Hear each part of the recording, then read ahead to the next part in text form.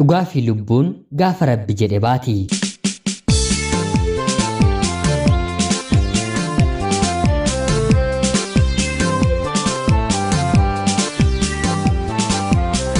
Yeroodhaaf maqaan kiyya icciitii isiniif haa ta'u. Kan hin dhaladhee guddadhe godina Shawaa Lixaa keessatti yeroo ta'u, umriin koos barnootaaf akkuma ga'een maatiin kiyyaa gara mana barnootaatti na erganii. Maatiin kamuu ijoollee isaa jibbuu baatus haa ta'uutii garuu irra caalaatti kan jaallatanii qabu. Haati koo anaan yoo ati mana kana keessaatii baate manni koo ni jigaa jetteeti dubbatti ture. Maarriyaanis barnoota koo kutaa 8 xumureen kutaa 9ffaa barachuudhaaf gara aanaatti hiriyaa koo tokko waliin kireeffadheen jiraachuu ni gale. Hiriyaan koo sun hanga har'aatti obboleettii koo naaf taatee jireenya koo keessatti na jajjabeessiti. Rabbi jireenya koof ishee naaf kennuu isaatiinis nan galateeffadha. Akka carraa ta'ee guyyaa tokko dargaggeessi tokko bilbila koo hiriyaa koo kanarraatii fudhatee yeroon ani mana kiristaanaa deemaa jirutti si'a baay'ee bilbilee na jeeqe. Anis gara manaatti ergan deebi'ee booda eenyudhaatii bilbila koo irratti bilbiltee maaliif akkana na jeeqxaa jedheen yeroon isan gaafadhu. Ani guyya tokko qofaa si argeen naheen bilbila kee barbaadeen hiriyaa keetti siqeen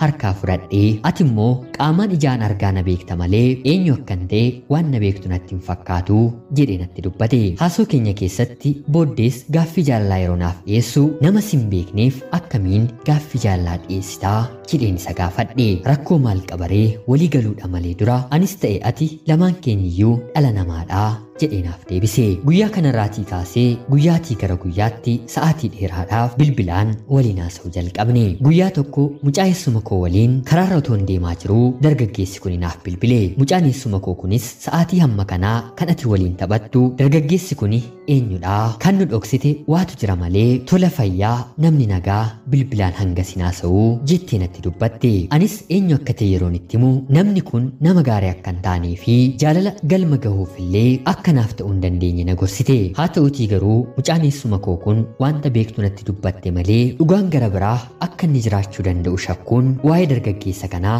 gaafachuun jalqabe. Haa ta'uutii garuu yaada mucaan eessuma koo naan jetteetiin ala yaada biraa argachuu hin dandeenye. Dargaggeessi kun jaalala yeroo dheeraatiif akkanaaf hin taane namoonni hedduus natti himanii. Haa ta'uutii garuu sa'aatii dheeraa waan waliin haasofnuuf keessi koo otoon beekin isaaf boojji'amee gaaffii jaalalaa na gaafachuu jalqabee ji'a 5 booddee tole jedheen anis jaalallee isaa ta'ee fi hanga danda'es amala isaa xuraa'aa kana dura qabu sirreessuun qaba jedheen itti gaafatamummaa fudhadheen kiyyoo jaalalaa isaa kana keessan seene. Jechoota babbareedoo fi gorsa garaagaraa waan naaf kennuuf onneen koo dubbii afaan isaanii amante. Baay'ees jaalala keessa seennee yeroo gaarii hedduu waliin dabarsuu eegalle. Ani karaa koo guutummaa guutuutti baay'een isa jaalladha. Jaalalaaf inni anaaf nama jalqabaati. Haa ta'uutii garuu utuun kanaan jiruu kutaa 9ffaa xumureen guyyaa 5 ji'a 12 bara 2018 bara wayyaaniin ilmaan Oromoo halkaniif guyyaa mana hidhaatti guuraa turte jaalallee koo kanas mana hidhaatti na jalaa darbatte.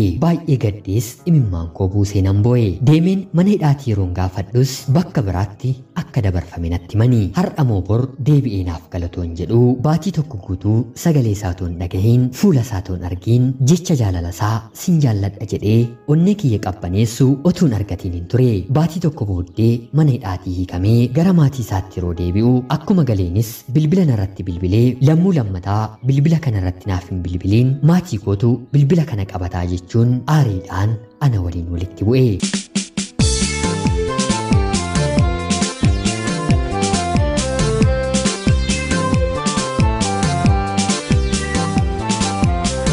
Abbaan Haacaaluu Hundeessaa Haacaaluun umurii isaa waggaa 17tti mana hidhaatti yeroo darbatamu haamileensaa akka hin tuqamneef Haacaaluudhaan maal abbaa isaati gurbaa hidhaan qoraasuma dhiiraatii hin sodaatiin jedhee ture. Haa ta'uutii garuu jaalalleen koo kuni akka ani qabeessa hidheetti natti aaree anarraatii gargar bahee. Ana waliin ta'uunsaas mana hidhaatti san ergine. Carraa gaariin taanes jireenya koo keessatti qabaadheetiin miti. Guyyaa sanarraatii kaasees bilbila koo gara kansaatti bilbiluu dhiiseen wanta hundumaa danda'ee obseen jaalala koo garaa koo keessatti gubatu qabadheen isa eeguu jalqabe. Kutaa 10ffaa eegaleen baatii 2 booddee ofiisaa dhufee dhiifama na gaafate. Uumama kootii kaasee wanta salphaatti namatti nan qabama. Haa ta'uutii garuu dhiifama na gaafannaan dhiifama akka ilma waaqaatti waan ilaaluuf qaama dhiifama na gaafateef dhiifaman godhaafi jaalallee koon jaalladhu kanaafis akkanuman godhe hariiroo jaalalaa keenyaa duraanitti walitti deebinee yeroo gaariis waliin dabarsuu itti fufne barnoota koo kutaa 10ffaa xumurus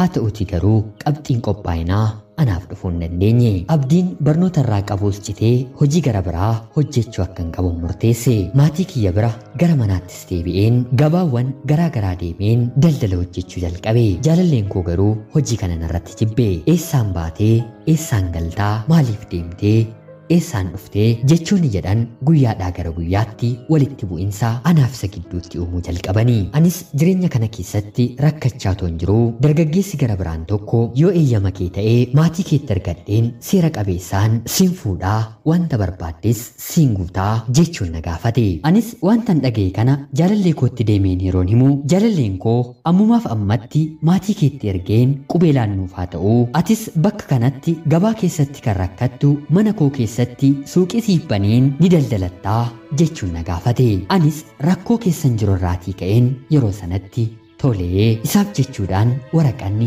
gara maatii kiyyaatti ergame maatiin kiyyas tole jedhanii fi guyyaan anaaf inni qubeelaatti waliin hidhannu lamaan keenyaaf murame abbaan koos firoottansaa hunda isaanii waamee qophiin mana keenyatti eegalame qophiin sun ta'uuf guyyaan torbii yeroo hafu jaalalleen kun naaf bilbilee harmeen koo dhukkubsattee opereeshinii taatee hospitaala magaalaa Finfinnee waan seenteef guyyaan kun irra nuuf haa darbuu jechuun na gaafate anis akkamitti irra darbuu danda'a inuma ammoo akka seeraa fi duudhaa naannoo keenyaatti jaarsa lama ergitee wanta kana raawwachiista malee bilbilaan kan inni haasaan maalidha jechuun isatti hime bilbila koos sa'aatii sana irratti hin cufadhe kanaan booddees jaalalleen koo karaa nama gara biraa abbaa kootti bilbilchiisuun harmeensaa waan dhukkubsatteef akka guyyaan sun haqamu abbaa kiyya gaafataniini haa ta'utii garuu abbaan kiyya harmeen kee yoo dhukkubsatte rakkoo maal qabaa rabbi siif haa maaruu nama lama taatanii guyyaa sana dhuftanii sagantaan gaggeeffamee qubeelaa keessan hidhattanii atis gara haadha keetti deebitaa jechuun nama jaalalleen koo ergatetti abbaan kiyya dubbatanii gaddi guddaas isaanitti dhagahame anis guyyaa sanarraatii kaasee maatii kiyyatti mul'achuu sodaadheen mana obboleettii koon deeme abbaan koos wanti qophaa'e lafatti hafuusaarra jedhee hanga harmeen isaa fayyitutti torbee lama michoonni isaallee akka ittiin qabamneef gara fuulduraatti fufe haa ta'utii garuu ammas jaalalleen kiyya yeroo gaafatamu hanga haati kiyyaa hospitaala keenya keessaa fayyitee baatuutti ani haati kiyya too gaddarra jirtuu gammachuu koon kabajuu jechuudhaan guyyaa sanas ni hafe.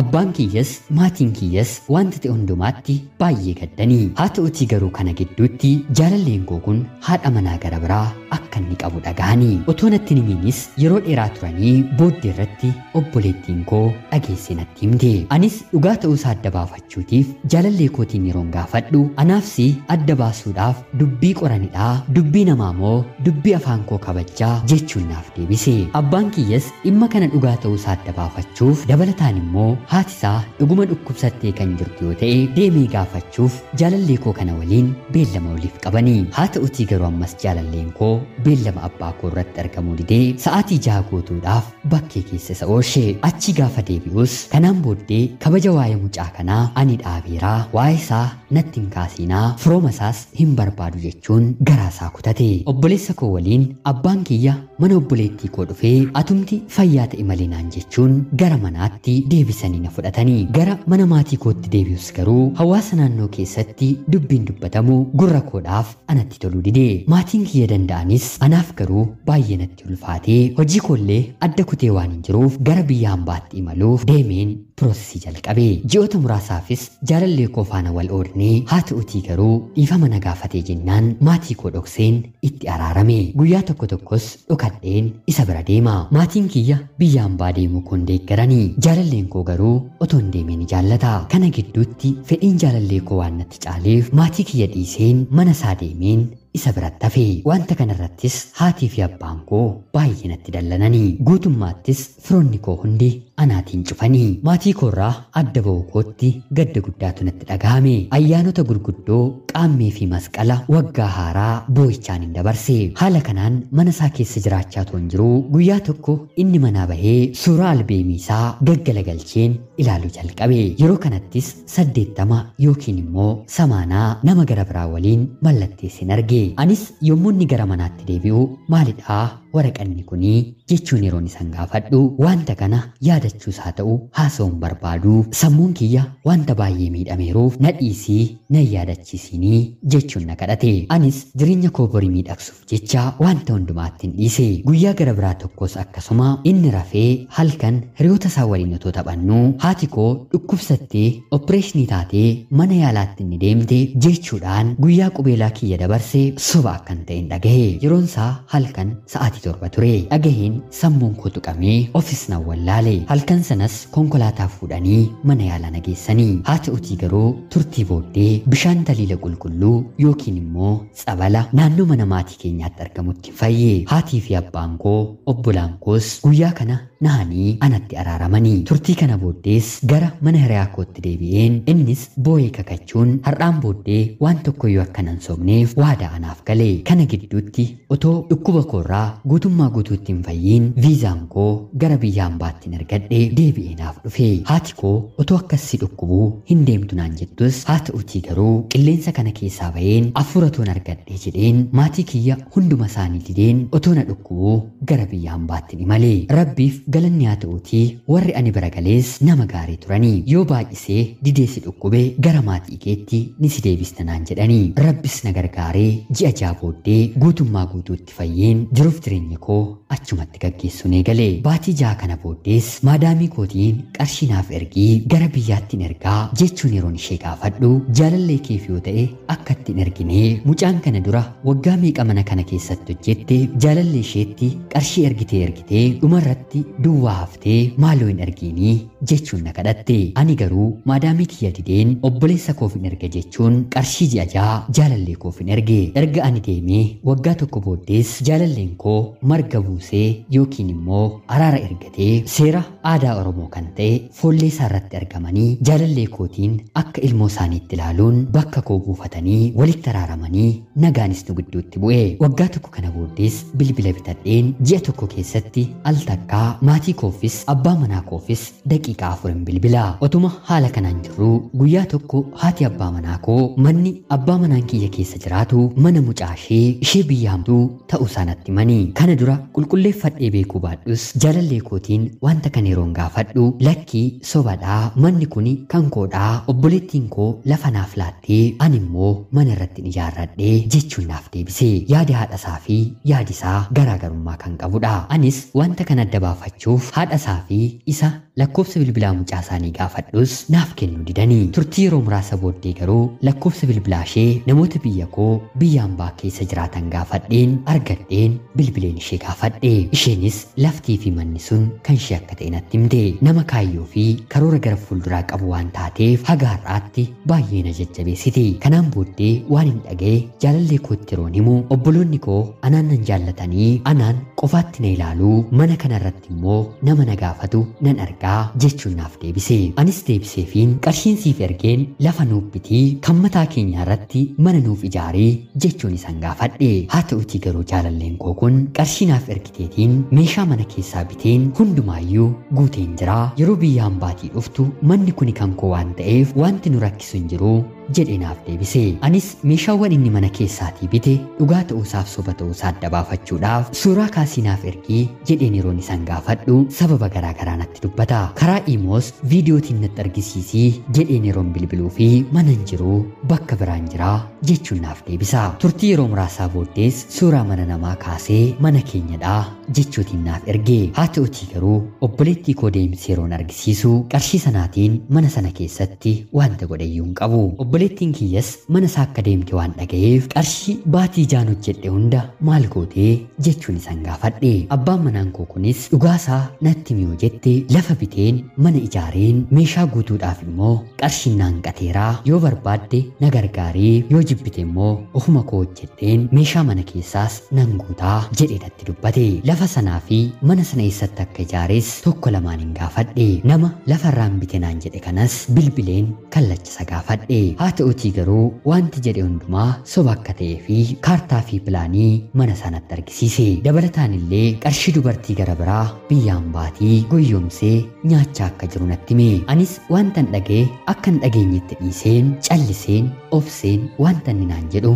dhaggeeffachuu ni gale. Turtii baatii lamaa booddee qarshii naaf ergii lafa keenya irratti mana ijaareen dallaasaa bilookeettiin dhaabaa jechuun na gaafate. Anis kana dura mana koo keessatti meeshaa guuteeraa naan jette. Lammaffaa irratti immoo lafa biteen mana ijaareen meeshaa guutuutu naafee yoo barbaadde na gargaarii yoo jibbite immoo dhiisii naan jette. Isa sadaffaa kana immoo lafa koo irratti mana ijaarannateettu eessaatii lafa bitatteettaa jechuun isan gaafadhe. Qarshiitti ergamettis ofuma balleessee akka fixe waan beekuuf wanta natti dubbatu dhabe. Dhugaa fi lubbuun gaafa Rabbi jedhe malee hin baatu inni jedhan abbaa manaa korratti raawwate. Goyyomsa isaa kanaatiin waggaa 1 fi 6 qarshiitti ergaan ture. Haa ta'utii garuu wanta inni naaf buuse waan tokkoyyuu hin qabu. Anaan firoonni koo nagatanii atis nagatti naan jedha. Obboleettii isaatiin immoo haati manaa koo nagattee wanta nyaadhuuf dhugun dhabee jechuun itti bu'a. Dhumarrattis afaansaa fi kadhaasaa dadhabeen irraa gargar ba'e. Namni maatii koof ulfina hin qabne anaaf ulfina ni qabaata jedheen yaaduun koo dogongora guddaa ture. Yaadaa fi gorsa maadaamiin koo naaf laatte didee bira darbuun koos dogongora lammaffaadha. Hiriyoonni koo yeroon jalqaba hariiroo isa waliin dhoomu namni kun siif hin ta'u naan jedhanii narratti ka'uun isaanii natti naafanii natti fakkaatee nama hin taane waliin umurii koon gube. Waan hundumaa dhabus seenaan koo barnoo ta'a. Anaafis Waaqayyo gooftaan koo jira. Bakka jirtanitti fayyaa anaaf ta'a. Ana obboleettii keessan biyya hambaarraa ulfaadhaa nagaatti galatoomaa.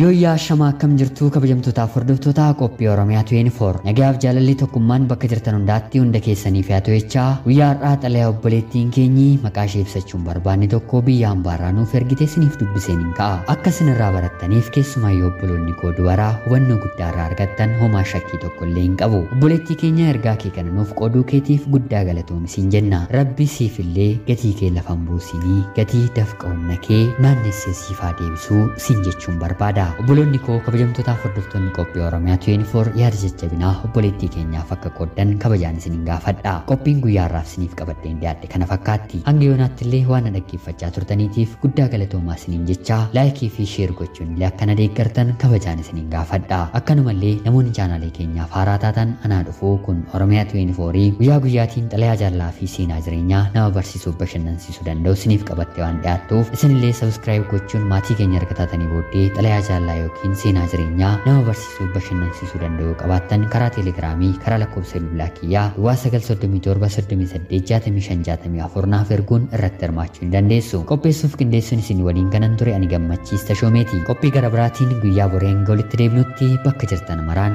turtii gaarii horaa bulaa.